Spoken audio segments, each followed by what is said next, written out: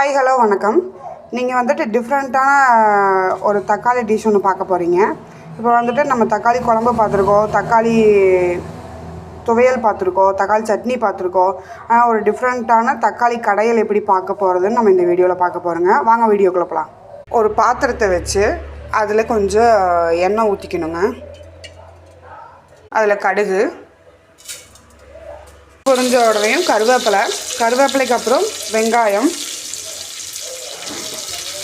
வரமிளகாய் நல்லா மிக்ஸ் பண்ணணும். வெங்காயம் நல்லா வதங்கணுங்க. ஒரு 5 நிமிஷம் நம்ம அப்படியே விட்டுட்டோம்னா அது நல்லா வணங்கிடும். நல்லா வணங்கிடுச்சுங்க. இதுக்கப்புறம் நம்ம அரிஞ்சு வச்சு தக்காளி போடலாம். தேவைக்கு ஏற்பாடு நான் சேர்த்துருக்கேங்க. நீங்களும் தேவைக்கு ஏற்ப நீங்கள் எவ்வளோ பேர் இருக்கீங்கன்னு கணக்கு பண்ணி சேர்த்துக்கலாம். 1 ஸ்பூன் மஞ்சத்தூள் நம்ம சேர்த்துக்கலாம். ஏற்ப கல்லுப்பு போட்டு நல்லா வணக்கி விடணுங்க. அப்போ நல்லா வேகும். கிளறி விட்டாச்சுங்க. இது ஒரு 5 நிமிஷம் நல்லா வணங்கினதுக்கப்புறம் ஒரு சொம்பு தண்ணி சேர்த்து நல்லா சுண்ட விடணுங்க. ஓரளவு குழம்பு பதம் வந்ததுக்கப்புறம் மத்து வச்சு நம்ம கடைஞ்சி சர்வ் பண்ணால் சுவையான தக்காளி கடையல் ரெடிங்க. இது தோசை, இட்லி, பூரி எல்லாத்துக்குமே நம்ம சேர்த்திக்கலாங்க. நல்லாயிருக்கும்.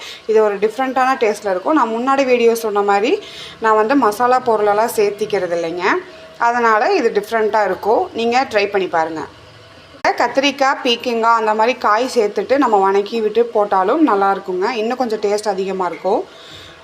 இது எங்கள் கோயம்புத்தூர், திருப்பூர் சைடு கொஞ்சம் ஃபேமஸுங்க. நீங்கள் ட்ரை பண்ணி பாருங்கள். Happy eating.